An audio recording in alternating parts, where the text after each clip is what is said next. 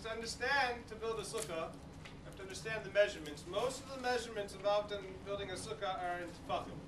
A tefach. Tefach we think of as a handbreadth. Different to a handbreadth. So I've gone to people's houses and they ask me questions, and I tell them they need to have 10 tefachim here, and they start going like this. You can't do that. Can't do that. The same way a foot, we don't go and measure with our own feet. A tefach is a set measurement. Okay? And maybe the truth is, it's not even really a handbreadth.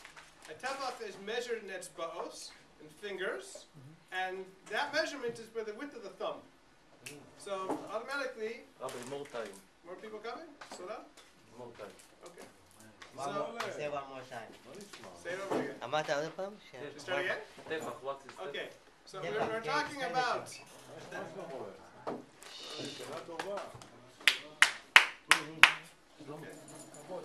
We're talking about the measurements of a sukkah, and most of the measurements are in a tefach.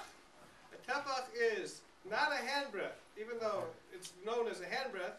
It's made of 4 etzba'os, in that there are 4 fingers to make a handbreadth. But the etzba we're talking about is a thumb measure. You can take a look in Hilchot mikvos. It mentions the beginning over there for building a mikvah. And the truth is, all the measurements going from tefachim to amos to the size of a revius for when we drink, all come from that measurement. It's a mikvah is made up of 40 saw, which we know is 1 amma by 3 ammas, or 1 amma squared by 3 ammas high, cube, and from there we can measure out a revius. All the measurements come from that same thing. They all come from the thickness of the thumb. Now, at the end of the day, we're not using our own thumbs either. It's a real set measurement. It was set many, many years ago. In the time of Moshe Rabbeinu, he made a metal measurement that they used. Similarly, now that they have a meter, I think in France they keep the official meter. It's made out of platinum in an enclosed case filled with nitrogen, temperature controlled. They're very, very careful with the measurements. In Europe now they're taking Muslims, little one. Yeah. The truth is, for measurements nowadays, they don't even use the metal anymore. Now everything is measured by, I think it's 900 nanometers wavelength of light. It's a certain shade of orange. Because that's a number that you know will not change. At least assuming the laws of physics don't change. It's something that's definitely measurable. Unfortunately, they didn't have anything like that back in the days of Chazal, so we're not exactly sure how big a tefach is. So there was a machlokas between the Chazon Ish and Reb Chaim Noah, and I think the Chazon Ish says 28.8 centimeters is a amma, and the Reb Chaim Noah says 24 centimeters. 24 centimeters? That doesn't make sense. No, it's a tefach. It's one tefach, I think. Whatever it is. Tefach, it's a Moroccan name. Yeah. So I got from the Living Torah Museum, said 22.75 inches for an amma. So I measured this out very carefully. There's 6 tefachim to the amma. I measured this out, and we're going to use this, even though I'm not necessarily sure it's the correct number. The reason why it's important to know that there's a discrepancy is because we have to be strict in both directions. If you have a minimum size, you have to use a larger measurement. If you have a maximum size, you want to use a smaller measurement, or whatever it is. Okay. Now, the size of a sukkah needs to be, minimum height of a sukkah needs to be 10 tefachim high. So, over here we have 10 tefachim. Right? This would be high enough for it to be a sukkah, assuming that it's high. It's kind of borderline. I wouldn't really use it. Okay, how tall is that? That's tall enough that a man can sit inside, I guess on a cushion, and you can have you can pull in a little table that's tefach wide, and you can sit in each. It's tall enough for that. What's the measurement of the width? Measurement of the width is 7 tefachim. The internal size has to be 7 tefachim. 7 by 7. So that footprint of a 7 by 7 tefach floor is what you need to have a sukkah. If you want to make a triangular sukkah, you can do so. But you have to be able to put a square that's 7 tefachim by 7 tefachim on the floor. 7 tefachim, 7 tefach square. 7 tefach square. That's the smallest you're going to get. So 7 tefach by 7 tefach by 10 tefach is a sukkah? That's the minimum size to be a sukkah. For one person? For one person. Well, you could really try to fit 2 in, but not so practical. It's a size for one man. It's a size for one man. Now, if you want to make a circle, same idea. You have to be able to fit that square inside of it. Where is this practical? Sometimes, if you build up against a house and you have something jutting out, like over there, like you have a thing jutting into the sukkah, and then there's a little space next to it, and you try to sit into the corner. If you can't fit that square of 7 by 7 into it, so that's not a good place to sit. If you can't fit that square 7 by 7 at any place, you don't want to be sitting over there. It's not a kosher part of the sukkah. Okay, so how many walls do we need to have to make a sukkah? So the Torah says the Gemara learns out that there's 3 walls. 3 walls, but one of them you don't even need a complete wall. Halacha Moshe Messina, you can get away with less than that. You can use a tefach. Now, when I was a kid, I always thought that the extra tefach you could just leave over here, or maybe you lay it on the ground. So I didn't know. The answer is not really. Well, if you want to make a sukkah with 3 walls, one of them being a tefach, what you're supposed to do is you're supposed to place it about over here. What do we have? We have over here a piece that is a little bit more than a tefach, slightly more than 1 tefach, and there's a concept known as levud. What is levud? Levud means that if I have a space that is slightly less than 3 tvachim, not equal to 3, but less than 3 tvachim, I can treat that space as if it's connected. We use this all over the place. We use it in Eruvin, we use it by building a sukkah, and it comes up in a number of other places. If it's less than 3 tvachim, I consider it connected. So if I place my 1 tefach piece, let's go over here, a little bit less than 3 tvachim, I end up with effectively what's considered a solid wall for 4 tvachim. 4 tvachim is the majority of 7. I have the majority of a wall now, and according to the Torah law, that's it. What are you considering as a wall? Can you do it with a cloth? We'll get to that. We'll get to all the different things you can use for a wall. It's a large variety of things you're allowed to use. Okay? So I can make the majority of the wall like this, and that's good. The Chachamim said, we don't want to do this, because at the end of the day, let's say it's much longer like this. So at the end, you're going to have a little piece over here, it still doesn't necessarily really feel right. You have 2 walls, and then you have just a little piece sticking out. So they said what you should do for the rest of it is make a tzuras of Pesach, a doorway opening, stick a kana in the ground, put a piece on top. Gotta watch out for that, I gotta sand it. Right? If you make a doorway opening like this, so then we can consider that the 3rd wall. So technically this would work. Okay? Now, if you want to build a sukkah the simple way, you just make 3 solid walls. If you want to start playing games, you can do this. There are many other different arrangements we could make. And you can play a lot of games. If you look in the Kitchen Shulchan Aruch, he says, I'm not even dealing with it. He says, it's halacha say for Balavatim. He says, I don't want to deal with it. It's too complicated. Ask your Rav. Best to do is to have 3 solid walls. But what's interesting is that we can play games like this, how little we can get away with to make walls. We'll discuss some more of them. And when we get to Hilchot Eruvin, also we play a lot of games to make walls. Anybody can build an Eruv if you want to build brick walls the whole way around. You want to just make around the city a solid brick wall, block off all the streets, right? It'd be fine. It'd be very simple. It wouldn't be much of an issue. You wouldn't need to bring a rope down. There'd be no question. It's good. I mean, we probably have to bring a rope down anyway. But right. But what happens is that the city doesn't let us build solid brick walls all the way around the city. So we have to start playing games. Now, within the rules of halacha, we can. But there are limit. Now, the rules for Eruvin happen to be different than the rules for Sukkah. There's a very interesting overlap. What happens on Shabbos of Sukkot? What happens in Sukkot? What happens on Shabbos of Sukkot? I have this. Take a look over here. In this case, I have 2 walls forming a street, a mavle. It's a side street. You go to the old city in Yerushalayim, you take a look, all the streets are like this. They're basically walled streets. Now, if you have a walled street like this, you want to make an Eruv over here, you can't just, it's not considered closed. If you put a lechi, a little board over here, it's considered closed. This is considered a wall to close it off. To make this into a sukkah, use this as a sukkah, you can't do. The rules of Sukkot say you'd have to place it far away, like this. For an Eruv, this is good enough. So what happens on Shabbos, on Sukkot? for an Erev, I consider this a closed-off area. But you're not going to tell me it's closed-off area for a Sukkah? The answer is we say it is. So what happens is on Shabbat, on Sukkot, what is not good to be a Sukkah normally, if it's good enough to be an Erev, it's good enough to be a Sukkah. Other way around, vice versa. This would not necessarily be a good, well, this case actually might be. But there are certain cases that we can make for, we can make a fine Sukkah, and it would not be a good Erev. But on Shabbat of Sukkah, since it's a good Sukkah, it's considered a closed-up area. We consider a good Erev also for the purposes of Shabbat. Yeah. So over here in this case, we throw skach on top of it, right? It's a fine Erev. It's a fine Sukkah, even though normally it wouldn't be. You could use it one day during the week.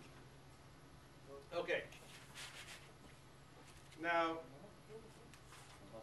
there are some other applications we can have of Lavud. For example, let's just take this piece over here. Now, if I were to make the Sukkah very high, if you go to Miami, a lot of people, what they do is they take mats, they place it around, they buy mats from people with metal holding it together. It's not good to be skach, but they use it to make the walls, and then they have like a frame, they'll have a nice open and get a nice breeze, and then they'll have the skach high up. So you can have the skach high up like this. That's fine. You can build the skach much higher up until the height of the sukkah, which is 20 amot. We'll get to that after. Yeah, I think. Right? Yes. Okay, but the problem is, what happens if I raise the wall up? So if I pick up the wall and I have a space underneath it, so then that could be a problem, because it's not much of a wall if it's not going to the ground blocking people. Yeah? Having a wall sticking up in the air where you just walk underneath it is not a wall. I need a good wall, I need a good mechitza. So we say that if it's above if it's 3 tvachim or above the ground, so I have a problem. It's not going to be a good wall. If it's within 3 tvachim, so then again I can say lavud, I can treat it as if it's connected down to the ground, that's perfectly fine. So your average porch, the fence, you have a fence built around your porch, is not going to have that much space underneath it. I think by American law they have to have less space, so that's generally not going to be an issue if you're trying to use your porch. I don't really know of any other situation where you're going to run into that problem. But again, because we can consider it connected, if I have less than 3 tvachim, let's say I want to use a shorter board. I don't have boards quite this tall. I could put a little piece going across the top over here, and leave a space less than 3 tvachim, and then it'll be connected. I mean, So, the same idea right here, right? But you consider the third wall. yeah, let's go back. When Over here. when you put here the frame for the entrance, Yeah. you said it can be considered as a wall. Yes, no, I'm talking about a different case. No, I know, but Okay. you're saying that this building would be considered as the third wall. Yes. But you can go around, there is enough It's space true. to go. It's true, you're So right. how it's blocking the way? If it's It not doesn't blocking have to the block way, the it's way. not the way. It's just the idea. The point is, I don't have to block the way. I just need But halachically you a space that's small enough we can treat like it's connected. Not the most missing. You're right. You can slip in. It's true. You can slip in. How much you see that? It's considered connected. It's exactly like a split You're right. under the... Absolutely right. That's what I'm saying. We're playing games. Okay. Okay. All right. Fine. If you take a look over here, this is a picture of my sukkah half done. It's looking much more done than that. Over here, I use canvas, but I have a very loose canvas. I can't pull it tight the way the grommets are on it, and I'm not so happy with it. So what I do is I put bars in all the way around. The space between each bar, or each 2 bars, is less than 3 tvachim. Therefore, they consider connected, and I get my walls that way. Yeah, you could go like that. So it effectively creates a wall. The space underneath, not a problem. Again, it's less than 3 tvachim to the ground. So all the rest can be open and just... אבל למה צריך Well, we go through this fine. Yeah, then on top, it's open, so who cares? Okay.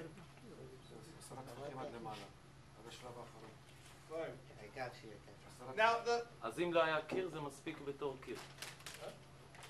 If there was no wall, it says consider like it's a wall. yeah, this would be enough for a wall. Technically be enough. I put up the canvas anyways, because I don't want everybody looking in, but technically this is good enough.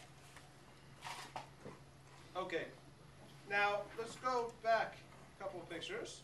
Here we have some pergolas. Over here you can see we have a house with a deck, fencing, and then we have a lattice basically for putting stuff on. So this is a great setup. Assuming that the wall over here is 10 tefachim high, and since they built this to be a sukkah, so they made sure it was. What do they have to do over here? They throw stuff on top. That's it. That's it. Well, you can cover the wall too, I mean, with sheet or something.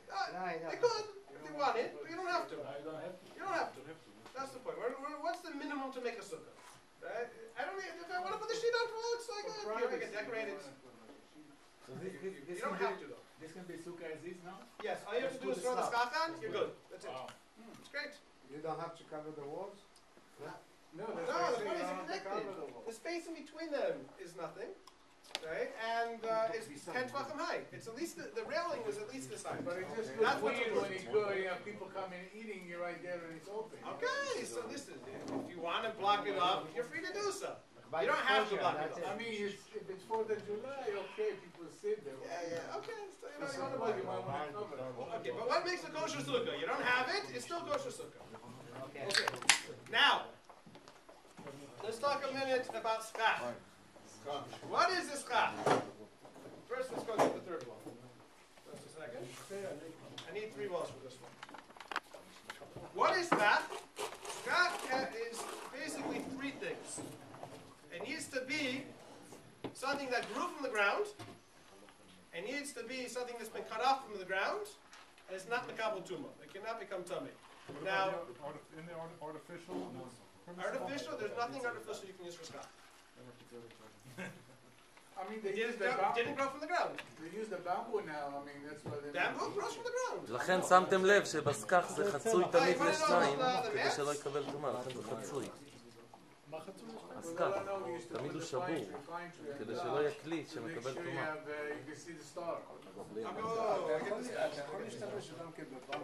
לא, לא. בבמבו? הבעיה שהוא נהפך למחצלת, הוא מקבל טומאה. שהוא מחובר אחד לשני. החיבור, אם זה חיברת אותם ביחד ונעשה שטיח, זה יכול לקבל טומאה. מה הכוונה מקבל טומאה? שזה פסול לסיכוך. לא, אבל מה הכוונה? התוצאה שזה פסול לסיכוך. What about food? Can I use corn? If I have corn stalks with the corn on it, does the corn לא, count? כל הנושא זה רק בסכך. So we can't use food. נו, תשאל את הרב, לא? Cannot use food. It has to be pasolas. יואב קרויצ'ין, כן, תשאל. What's the question? לא, מה השאלה? אני פשוט לא ידעתי על מה הוא מדבר. No, you can close it, I mean, he's got a zipper, he can close the door, I mean, it's okay, right? The front of the door, he's got a zipper. What's the issue? He was wondering if it's okay to use the... Zipper? What's the What's שאלה? wrong with the zipper? רק לא במכנסיים, רק במכנסיים. It's okay, he said, אוקיי. לא, כי Sure, it's okay. That's sukkah that you got outside. It's What? Oh, so that okay, so then... לא, שלמה רוצה ללכת לבית-אל, הוא אמר זה מספיק כשר.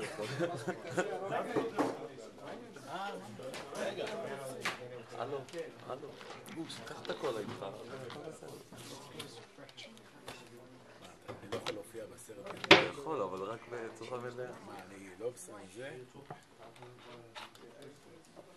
לא מספיק טוב אני אנסה. לך תעזוב שם עם הקרשים.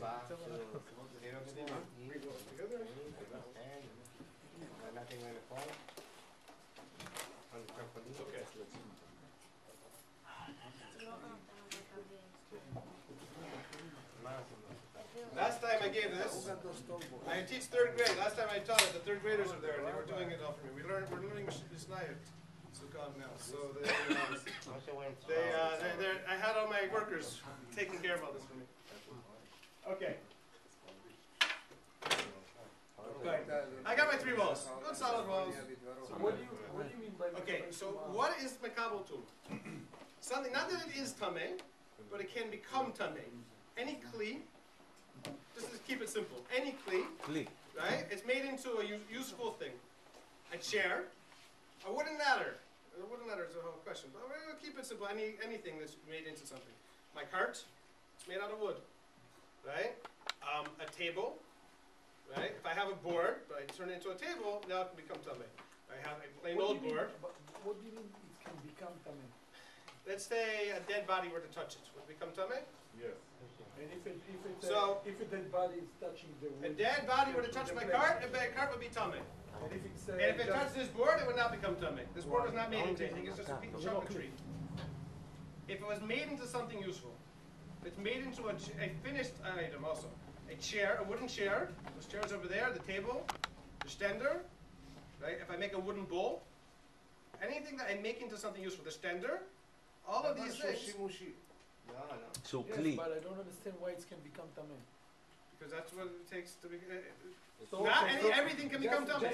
just to take it to extreme, because I don't understand. Yeah, okay. So כתוב, משה. because a dead body touching the table, Yeah, now it's becoming tamei. absolutely. But if it's touched this board, Doesn't do anything. just a second, and then I'm building from this a table, the table is clean because it's touched the That's right. body before you build the table. Wood doesn't get too much. Right. Absolutely. משה, מה אתה לוקח את זה במקווה? If you have a kli, you have a table and it was tamei, and you smash it, so then it becomes not tamei, because now it's no longer a kli. If you rebuild it, midrabbanan becomes tamei. There's a question about scissors that come apart. חומר גלם הוא לא טמא. Technically, scissors that come apart, when you take it apart, they become not tamei. But midrabbanan, they were gozer. כשיש בו נגיעה, הוא יכול להפך להיות טמא. Technically not, because it's not really useful. You're right. It's not technically. It's a very funny case. Because it's not really broken, but it's not really a kli at this point. So it's, technically, it's not. It's not. Okay, so that's what skach needs to be. It has to come. It can't be made. Now a mat. The mats are a very big hack.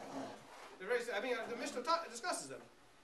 Back in the old days, they sat on mats like we have for our skach. They sat on the ground. So if the mat is meant to be sat on, so then it becomes tamei. It can become tamei. If it's not meant for sitting on, I only wove it together to make it a skach, then it's not meant. It won't become tamei. It's a funny case where you actually make something out of it, but it's just a convenient way of putting skach on, so it doesn't become tamei. The Mishnah says it's okay. Logically, we might think it does. It's not the case. If you start sitting on your skach, then you can have a problem. So you don't want to start sitting on your mats. If you put it aside to sit on it, so I don't know. Right? You might have a problem with it. Okay, so that's what we can use. Now, let's use one example. Let's say I take a skach, bamboo, perfectly fine. I put it on, get a few bundles, I put it on, I should be good, yeah? No. Why? Because the sukkah needs to be made, not the shem sukkah, but at least the shem itself, for shade. Okay? So what happened was, in the old days, people would come home with bundles of sticks, or straw, or something like that, and they would need a place to put them to dry. So this is a nice place to let it dry. If I make a sukkah, not for a place to sit, the chachila, I want to make it for the mitzvah. But let's say I make it just for a place to sit for shade. So fine, so that's a kosher sukkah. But if I make it by accidentally, just by putting stuff to dry there, so then it wouldn't be a kosher sukkah. So as Xera, they said, if you shouldn't leave bundles on top, right? If you do, even though you put it in the same sukkah, you do it in the same cell, or the same mitzvah, what I should do is I should untie the bundles. If I untie the bundles, then I'm good. Right? I can spread it out. Okay. Like this would be fine. Even if you're putting it in order to dry the... Oh, if I put it to dry, no, I'd have to pick it up and put it back down again. If I put it for the wrong reason, yeah, that's a good question. If I picked it up and put it back down, if I put it down for the wrong reason, and it's not a kosher sukkah, anytime I have skach up there, and that skach is puzzle, and I could fix the skach, not like it's a piece of metal, but it's something I could fix, like in this case, I would have to pick it up and put it back. I don't have to take it all the way off, but I'd have to go like this to each piece, and say, and do it for the mitzvah. So what about the metal sukkahs that you bought from Chabad? Oh, that's the walls. The walls are metal. That's fine. We'll get to the walls. The framing is fine. It's fine. Yeah, the framing is fine. We'll get the walls. We'll get what the wall. That's like comes later. Okay. How much skach do I need? I need to have enough that I have mostly shade. Okay. I need to have enough that I have mostly shade. Now that's based on shade on the bottom. Okay. Now there is one funny case where I can actually end up with mostly sun, and still it's kosher. If Tunnel, wait, Tree, it's built on the tree. what? Oh, we're gonna get the trees. In this case,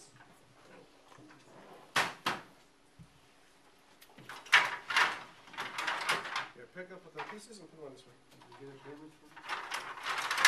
If I go like this, סוכה מדובללת. yeah.